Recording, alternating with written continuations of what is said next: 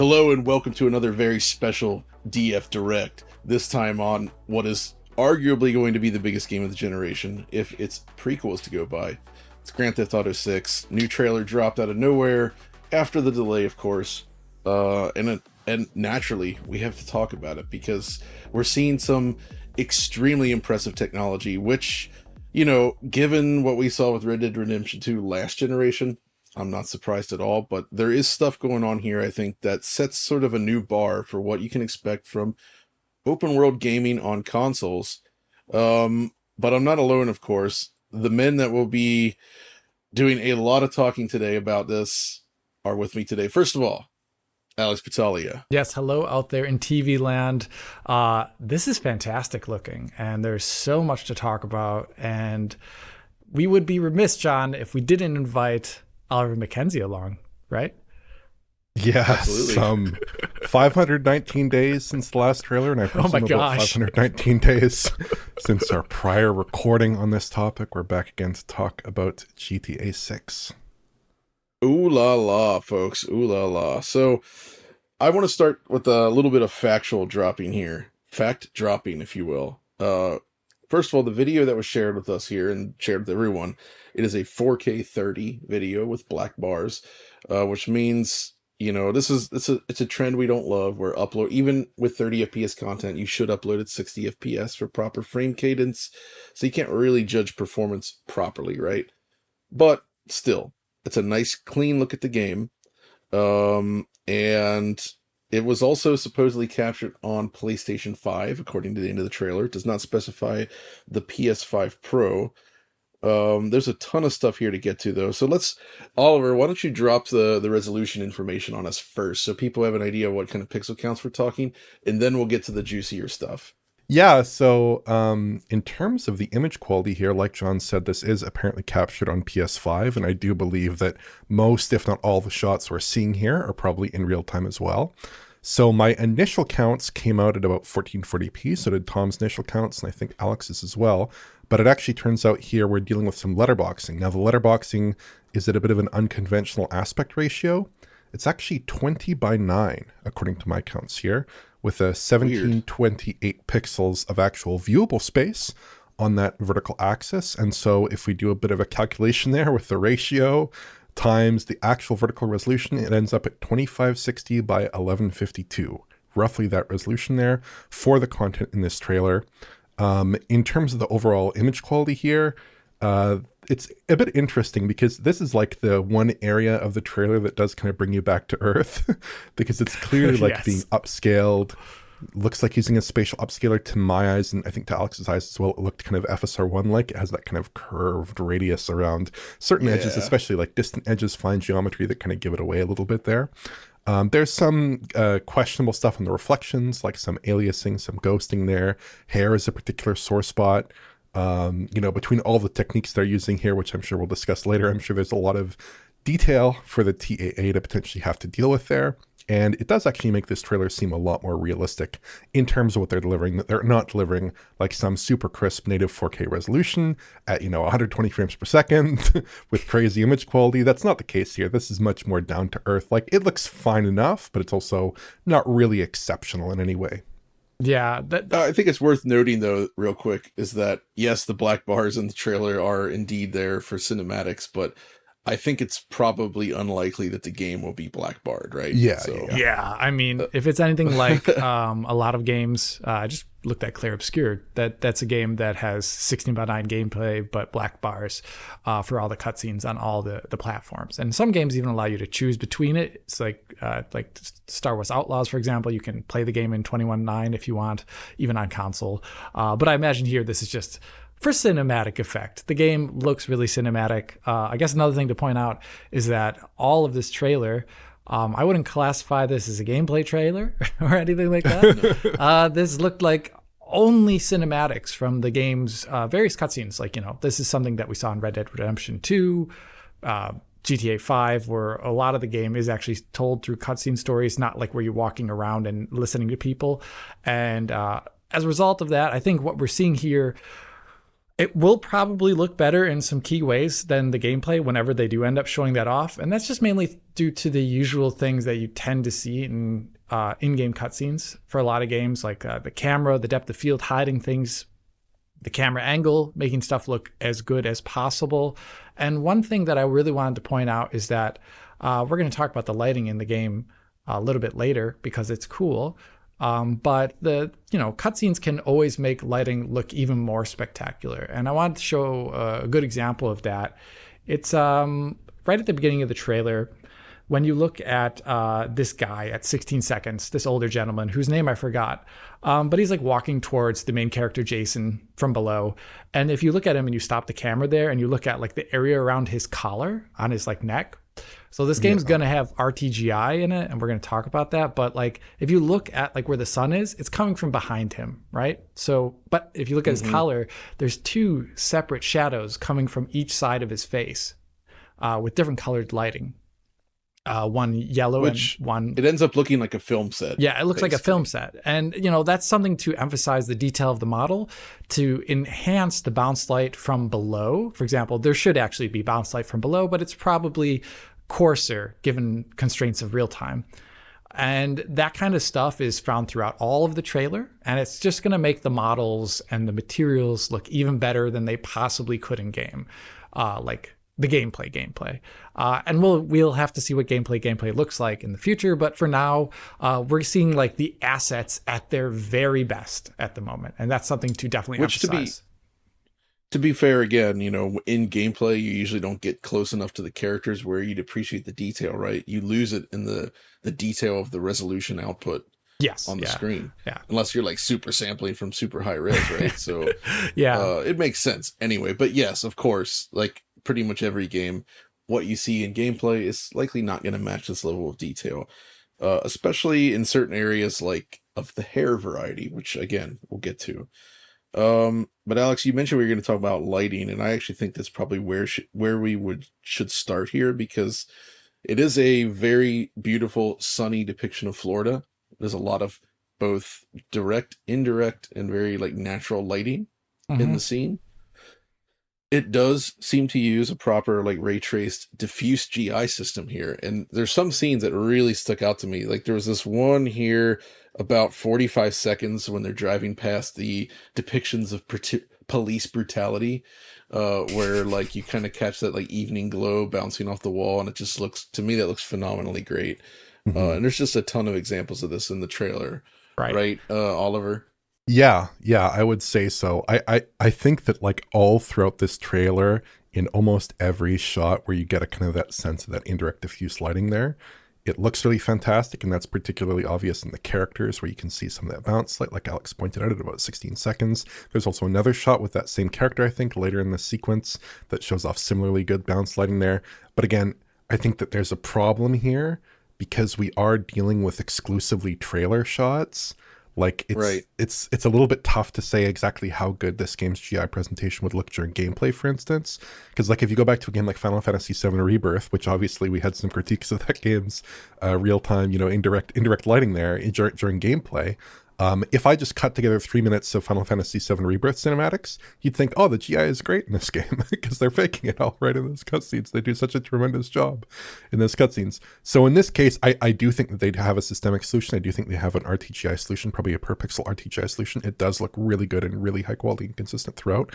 But exactly like those, again, like Alex pointed out, those like super fine details, where they're really getting like an exceptional level of lighting fidelity. You have to caveat everything with, that might not be 100% reflected in gameplay, in freeform gameplay, right? I agree with that. But if we look back at what Red Dead Redemption 2 did, I would argue that that's an example of a game where the lighting did not see a noticeable upgrade in the cutscenes.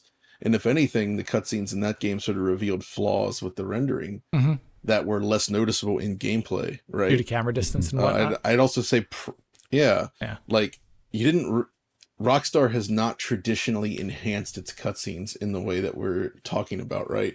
Like the Final Fantasy example is something that we've not actually seen in a Rockstar game. They don't do that. That's pretty true, because almost all their cutscenes can be played at any time of day in the game, usually, other than like the intro ones, I think. Maybe we are seeing the intro cutscenes to the game. It's actually hard to know. because they did that actually with GTA 5. They did show off a lot of the game's intro cutscenes in the first trailer, which was cool. I guess another thing to emphasize about the RTGI is I do think it is, and Oliver said, and we said that the last trailer too, and I think there's even greater evidence of it in this one beyond the fact that we are looking at cutscenes primarily. There's a shot for something that can really only be done with RTGI, and that's at 2 minutes and 7 seconds when the car's driving by and you see like this neon strip lighting on the side of this underhang area, like parking area in front of what might be a motel hotel or something like that. And it's like pink. And you can, if you follow the line, all the lighting follows it too along the edge. And that's something really you can't do with raster lighting at all. Just area lights just don't exist really as a good concept other than ones that are defined by specific shapes, like rectangles, limited circles, and things like that. And here, this was something that with the GTA 5 next gen enhancement was brought to PC, they brought RTGI there, and it could also cover such situations like this one. And it's something that we also see in some games that do use RTGI as well too.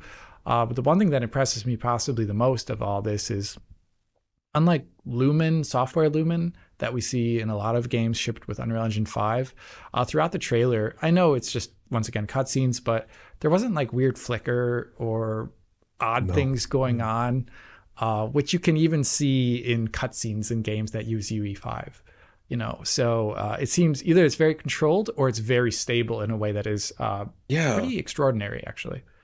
Right? It's very temporally stable in a way that doesn't feel distracting, which is exactly the problem we've seen with especially ray traced lighting on consoles in a lot of games, right? Especially Unreal Engine 5's Lumen implementation. It just has that noisy kind of like hazy look where you can almost see it moving like it's alive. Yeah. We're not getting too much of that here, which I think is great.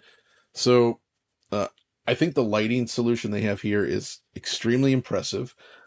They were very good with lighting in Red Dead Redemption 2 already, I would say, but obviously they've upped their game here now with real-time ray tracing, which I think many of us have kind of argued, you might agree, Alex, that real-time time of day changes are not actually that suitable for many games. Yes, but they are. Grand Theft Auto is one where it's absolutely a must. Yeah. And I think they made the right choice here. But what makes it extra impressive, I think, is when we move on to the next bit, which is they also have ray traced reflections in play. And there's actually different sort of different examples of it, of how it both works and doesn't work. Right. So, first of all, opaque and rough surfaces. Now, this is a bit tricky, right? Because obviously, depending on how you set the roughness cutoff on ray trace reflections, like a very rough surface showing a reflection takes more processing power to do than a perfectly mirror-like surface, right? And I feel like I'm suitably impressed with from what I can gauge in terms of how rough a material can be while still reflecting the surroundings. There are rough reflections in here. You pointed out a nice one around 136. If you look here, it's a very suitably rough reflection that actually looks really, really great. But I think we can also agree that they are still combining SSR in spots, and that combined with things like what we see on the water, the not amazing water denoiser, where it's just kind of a little bit noisy, not super clean. That does those two things kind of tip their hand as being not quite pristine, right? Yeah. But that stuff's good. But what really impressed me, Alex, and what I want you to sort of glaze them over is the way they handle ray trace transparency reflections, because oh boy, these look amazing. Yeah, this is actually a really cool aspect of it. I don't think it was really primarily obvious at all in any of the scenes of the trailer 1. So this might have been something that came online that was purpose-built for, since then. And it's really good in a game like this. You get transparency on glass surfaces, transparent plastics and stuff like that. Or, water also counts as one of these types of surfaces. And the reason why it's so good is because GTA takes place in a modern day city, which is full of glass. And the game has a very strong emphasis on cars, the name and all that, and having all those glass reflections is really cool. And I think one of the best examples of that is at 028 of the trailer. Oh my God. Jason's in the car, and there's so many Jason is in the car, and there's so many reflections in the shot. Like you can look at his sunglasses reflecting the environment around them. The dashboard is reflected in the windscreen of the car. The two side door what do you call them? Sorry, side door windows also have side mirrors, the wing mirrors. No, the enter and exit doors for the passenger and the driver. The windows there in the front, in the foreground, and the background are also reflecting. And then you have the reflections as well from the side mirrors and the rear view mirror. Yes. It's like, I mean, if you were to try to do this with anything other than ray tracing, it just wouldn't work. Because you'd have to re-render the entire world from the perspective of each of those surfaces. And that's why real-time ray tracing is phenomenal, because it just is like arbitrarily sampling things that are not in view.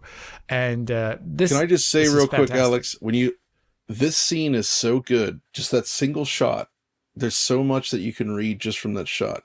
So obviously the reflection stuff, right? But not just the reflections themselves, but the way the materials work, the actual glass, the glass on the driver's side door window, right? Like it actually has like proper depth to it. It's not 100% transparent, right? There is a little bit of an opacity to it. And the reflections in a lot of games where they do RT reflections just have this like, your eyes still see it and you're like, okay, that doesn't really look real. Like, yes, it's reflecting the world, but it doesn't look like real glass. This actually looks like proper glass.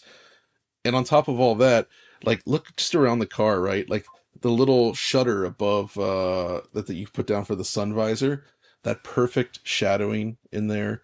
You know, look at the perfect little shadows on his face by the sunglasses. You know, just the way everything is shaded, lit, the reflections, the lighting, everything streaming into the single shot right there, I think is just like a phenomenally impressive example of what the technology is buying us here, right? Yeah, it's great. And I think one thing to really point out about these reflections is that they do seem to capture a lot of detail.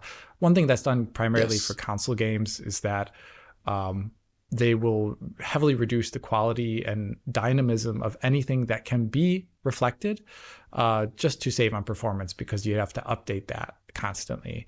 And when at 024, I believe it's when Jason is walking back inside his beach house hut, wherever he lives on the beachfront there, you can see him reflected in the window to the front door of his house. And I think that's really cool, because a lot of games actually avoid dynamic objects in their reflections for the express purpose of saving on performance, because it's pretty expensive.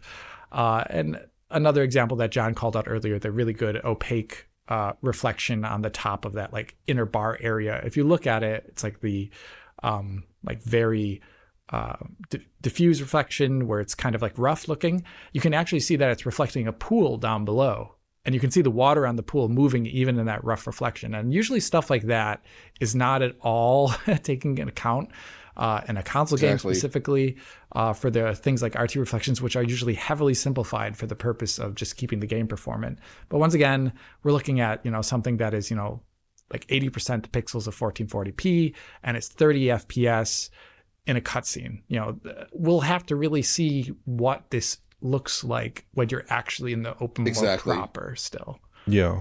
There's two other examples I wanted to highlight here that are tangentially related to this that really impressed me. So if you go to about 42 seconds in the trailer, he's walking out of this convenience store, right? And he's holding a 6-pack. And if you look at the beer sloshing around in there, combined with the way the lighting and everything plays off of it, and then again at 209 when it's just sitting there, there's like, they really managed to capture the feeling of like liquid penetrating these like, or light penetrating liquid filled glass bottles in a way that I don't feel like I've seen before. I don't know. What do you think about that, Oliver? Oh, I think that's pretty cool. I'd marked like, those details as well. there's that shot of the television with the glass bottles, and you can see the condensate on the glass bottles. Yeah, it's only on the part of the glass bottle with the cold liquid in it, right? So it's like these little tiny details, and like you get that water sloshing around, that beer sloshing around. That's a really pleasant and cool little detail, and it just reminds you like of all of the incredible amounts of detail that went into like Red Dead Redemption 2 with the like horse muscle simulations and things like this that you never really think about. Yeah. But then you look at it and it's like, wow, Rockstar is like on the top of their game. They're doing things that are so incredible. People would only really consider these for like the top tier of single player games, but they're doing them in this gigantic open world title that has so much in it. But yeah, I think that the RT reflections do look superb. There are some limitations, like their quality in terms of their aliasing, presentation, and ghosting is not always perfect. And then also at that shot at 24 seconds, I think you can see that the parts of the main character's body that are in shadow don't really have a good representation of like the GI coverage there. So It's all in black, stuff like that, which we're used to seeing, frankly, in engines like Unreal. That's a common performance optimization there. Also at 216, I noticed those controllers on the table at 216. Yes. They don't appear to reflect their undersides, so I'm thinking maybe that's actually a screen space reflection there with the controller and also the kind of vase or cigarette burner thing or whatever. They're not reflecting their undersides there, so I suspect possibly that's SSR in that shot. I think you're right. And then also on larger bodies of water, I don't know, like there's that one shot that is clearly, I think, showing off RT when they're by the docks. But in some of the bigger showings that we've seen earlier in prior trailers, they did seem to have SSR artifacts. Maybe SSR was layered on top of the body of water in addition to RT reflections. Maybe the RT reflections weren't there at all. But I did note that in some of their materials in their press site, they are showing off shots of like rivers and streams and creeks that I think pretty clearly do have RT reflections. That character of them looks very much like RT reflections, not SSR reflections. So yeah, I definitely do think that there is quite a bit of use of RT reflections for large bodies of water, but maybe not 100%. You know, it remains to be seen if it's 100% for like the vast open ocean or like gigantic wetlands areas or things like that. Maybe there's a bit more of a reliance on SSR in those areas. And I think that's pretty normal. You know, because RT reflections can only show what's actually captured in the BVH, and one way to save on memory, of course, is to limit what's in there, right? And there's often like certain effects, certain objects, things that can be omitted, right? And it's just faster to do it with SSR. And usually I think the combination can work out okay. I'm not a big fan of it on water though, so yeah, I hope they don't SSR on water is always the problem. Exactly, right? Like that never looks. You always get like character shaped cutouts, just like blocking the view. It's not great. I think we showed that in the Oblivion video we did together, Alex. Oh yeah, with we the did. Sword, where if you have the SSR layered in, it's awful. Nothing that bad we saw here yet, but we'll see. What is a little more standard though, I think that we can agree here, are the shadows. So it seems the game is just using normal shadow maps, and I get it. They're already doing RTGI and reflections. I wasn't gonna sit here and expect ray trace shadows in addition to that, right? So maybe Alex, I don't know, why don't you take us through the shadows a bit? Yeah, sure. So like John said, I think this is just, you can only add so much ray tracing to a title on a PS5. And I think this is a very reasonable area to not add them in, because direct shadows with shadow maps can be pretty all right for most cases. But there's just some clear examples of it that I wanted to call out just to like say, oh, this is it. And I think that's why. Like one of the smaller things that you can notice is that like at shot 142, this is not the primary thing that the camera's looking at in this scene, but there's some furniture in the background and there's like little round handles on them. What you'll see in games that use shadow maps is that the shadow map will be disconnected from the object that it is actually casting the shadow. This is a pretty common thing, and you can see it right there in the background on those little handles. Good catch. You can also see at some points, I mean, you can just look through the trailer. There is some shadow aliasing. It's actually not that bad. It's actually really good. I'd say that the shadows are really well filtered, and I think they're percentage closer soft shadows that they have ever since Red Dead Redemption 2 have looked great. So I don't think that's actually going to be a big problem in the game. One thing that I did notice, though, is that there are some non-shadow casting lights.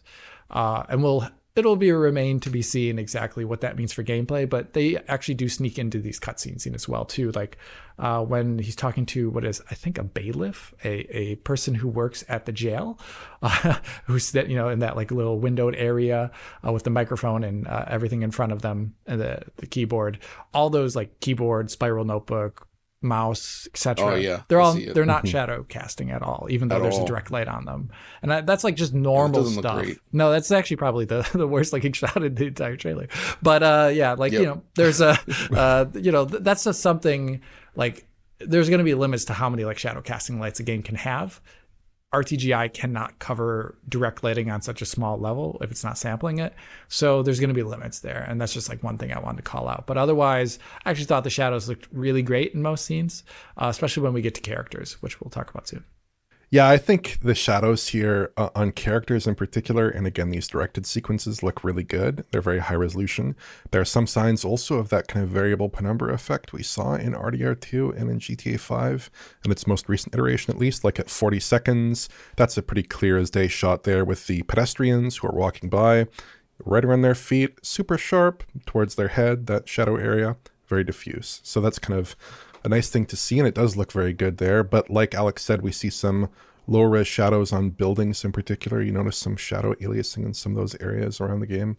And you also do notice some examples where maybe we're seeing some cutscene only tech possibly, like at 33 seconds, you can see 2 shadows cast from the character's hand. Now that would be pretty expensive with Shadowmaps. I presume that would just be a flourish for cutscenes, and then in-game, if you're like fiddling with a cash register, that's not going to be casting multiple shadows. Although actually in Red Dead Redemption 2, I think you could get up to 2 shadow maps coming from different light sources in the scene at the same time. So yeah. But yeah, I would expect there are some flourishes here for the cutscenes, and I would expect those ultra crisp, super high resolution shadows that are used for the characters here. Probably that's going to be more of a cutscene flourish, and in gameplay I would expect maybe a little bit lower, but you probably wouldn't notice it too much. Like that would be a pretty sensible optimization, I think. So, I mean, there's honestly probably even more that we can get into on here, to be honest, but I feel like this is a pretty good start. It's a pretty good place to start, I would say. But I think one of the most impressive elements in this entire trailer, and something that we really liked, is like the gigantic upgrade in character rendering.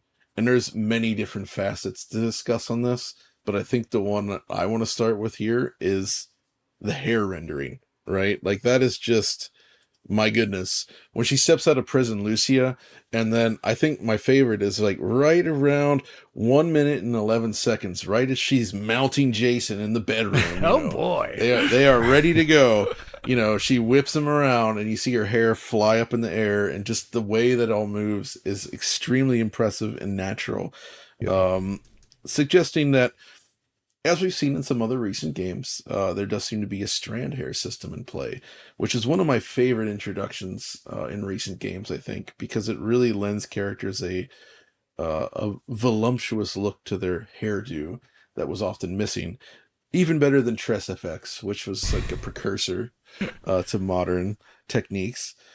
It looks freaking great. I'm just going to say it like that, Alex. Yeah. I mean, I don't know. There's some issues which you can tell us about, but overall, the variety of haircuts, the quality of the rendering, and the physics applied to them really, really communicate like the hairstyle in a way that I think is tremendous. Yeah, you've got, flowing wavy hair, short, almost military crew cut hair. You've got dreadlocks, braids, curls.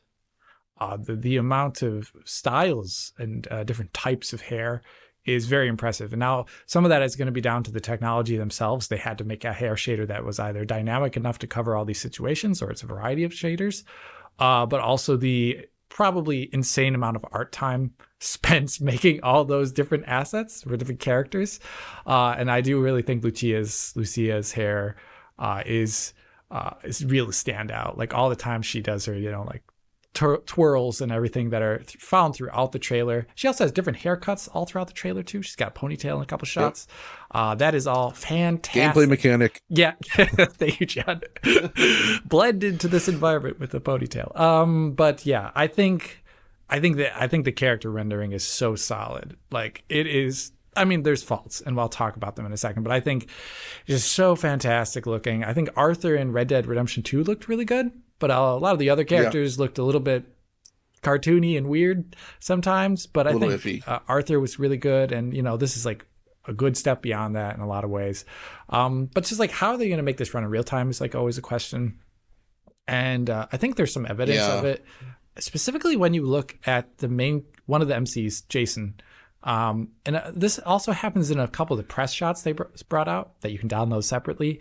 But if you look at like this shot here at 138, he's in the foreground, the focus area of the camera shot. So you shouldn't actually expect depth of field at the layer of where his face is. It's behind him and maybe in the foreground on like very close objects that you don't really see in the shot.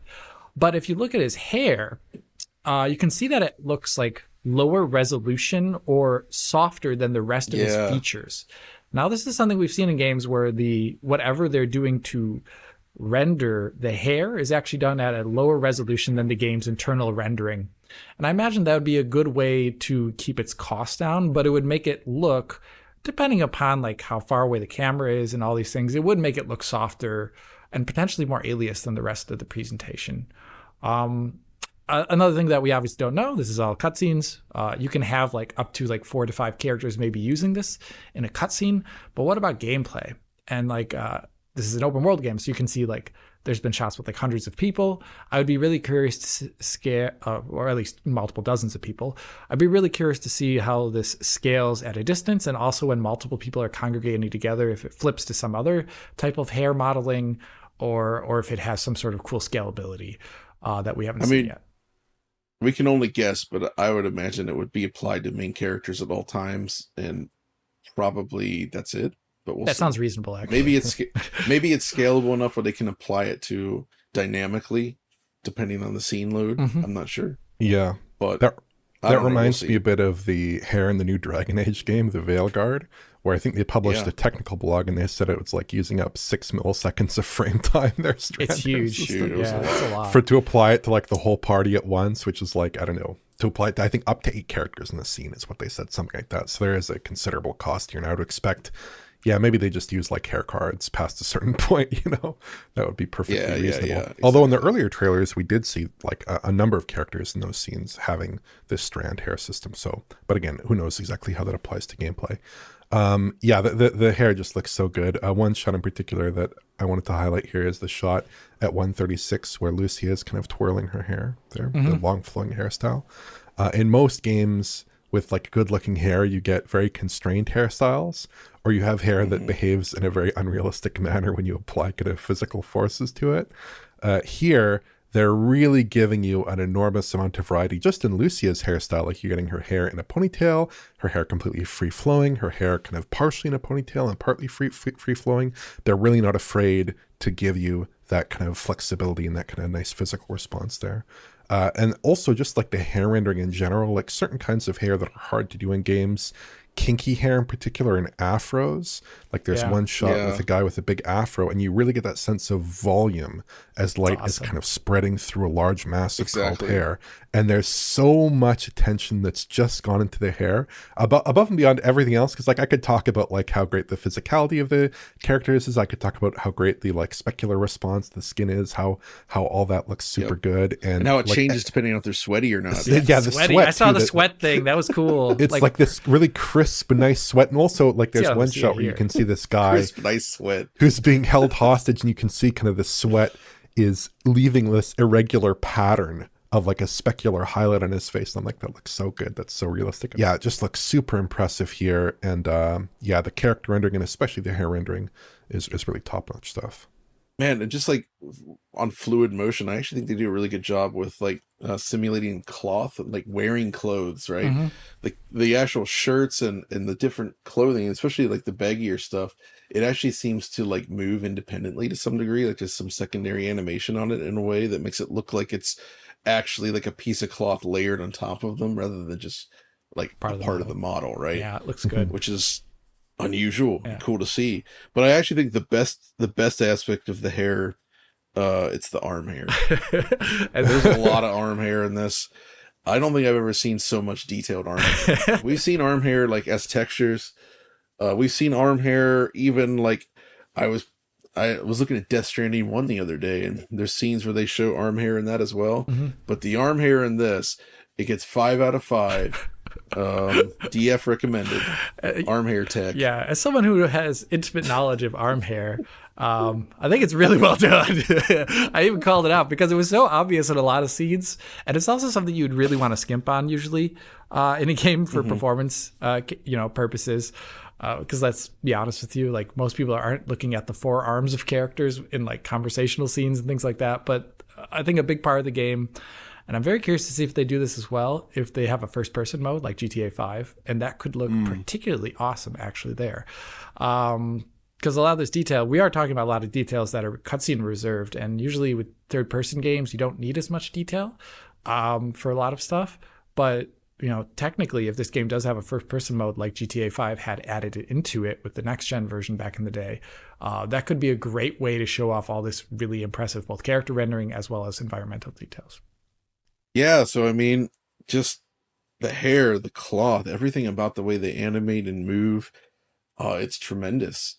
And it just, when you just look at this stuff, I can't help but think back to just how this was not the case previously for like older Rockstar games, like GTA 3, the PS2 era. Those were not good looking games. There were many better looking open world games on that system, in fact, right? GTA always looked poor. It ran poor. It had great art, but that was it, right? Mm-hmm. And somehow now they've become this like bastion of like high-end tech that's their own. We get to see like what basically infinite money buys you. Yes, really. When you're designing technology for one specific game, that's all this is for. This is designed to run Grand Theft Auto 6. Yeah. And I think that makes it super interesting. And it's also just Grand Theft Auto 6 and just on commodity console hardware, which almost makes it more impressive in the sense they're trying to achieve all of this on just a PlayStation 5 or just a Series X or even just a Series S. Mm-hmm. Absolutely. It's really honestly nuts, which kind of brings me to a question here. And let's go around the table and all weigh on in this. Do you think that this game is going to have a 60 FPS mode, or do you think it's going to be 30 FPS only on launch? Wow. This is difficult to say, but I'm going to, because maybe they surprise us, but my personal guess is that it's going to be 30 FPS only, but we'll see. I'd love to be wrong. Alex. I would love to be wrong too, but there are just some things that they can't cut. I don't think, like for cutscenes, what they could do, like they just keep them at 30 and they turn on extra features for them. Games have done that since for that's a good ever. point. But you can't get rid of RTGI.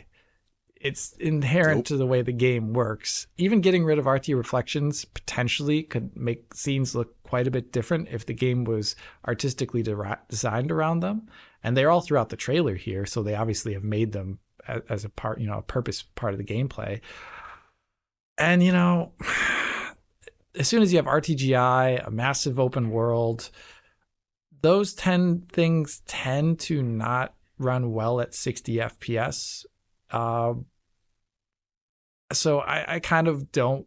I mean, we're also looking at, in terms of the resolution of these cinematics too, we're already looking at something that is, it's like higher res than 1080p, but it's not a whole lot higher res than 1080p in some aspects.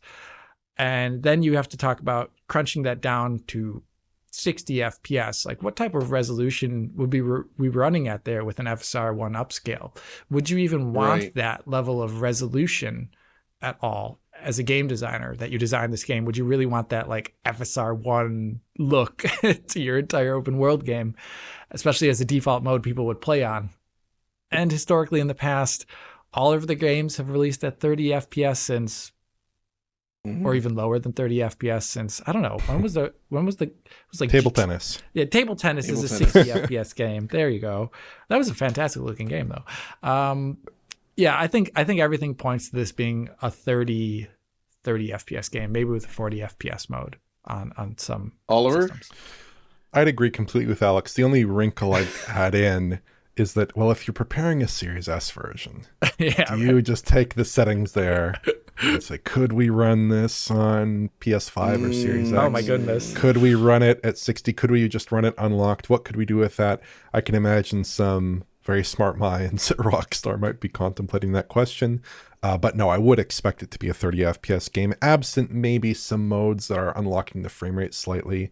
Although who knows? I mean, I know that like in these cutscenes, there are sometimes some animation issues in these Rage Engine titles. Right.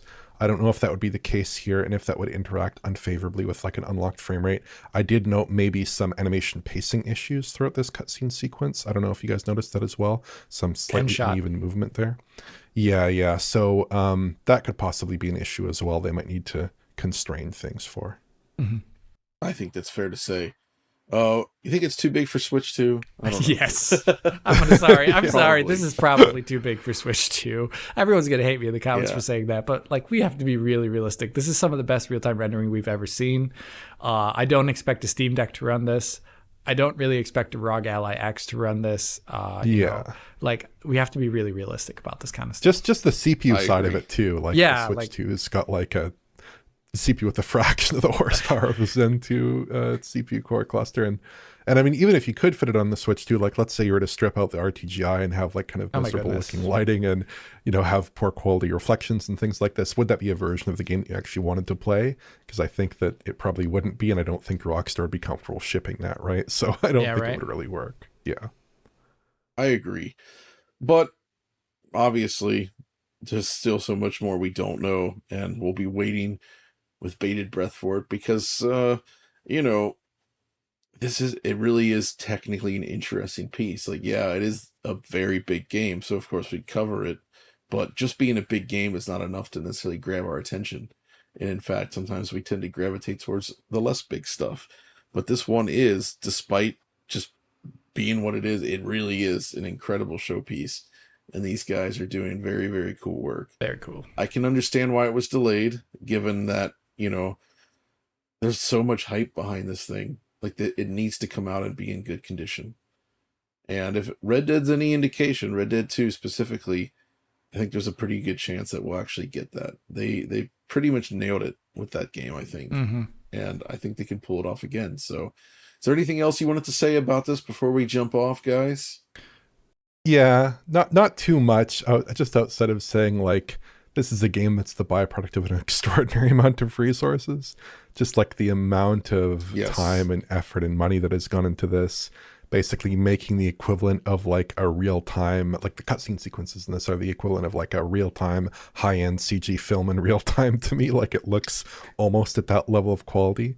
And yeah, I'll be certainly curious to get out in gameplay and actually explore and maybe see some more of those scars and actually enjoy the game in the state of a Leonida there. I'd be very curious to see how that looks. But yeah, I mean, this is some of the absolute best I've ever seen in real-time rendering, and I'm sure it's going to be one of the technical highlights of this console generation for sure. Absolutely. But that's it. You've reached the end of another episode of DF Direct, not weekly, but special, if you will. So hopefully you enjoyed it, and if so, be sure to let us know. And of course, thanks to Alex and Oliver for joining me for this discussion. And we'll see you guys next time.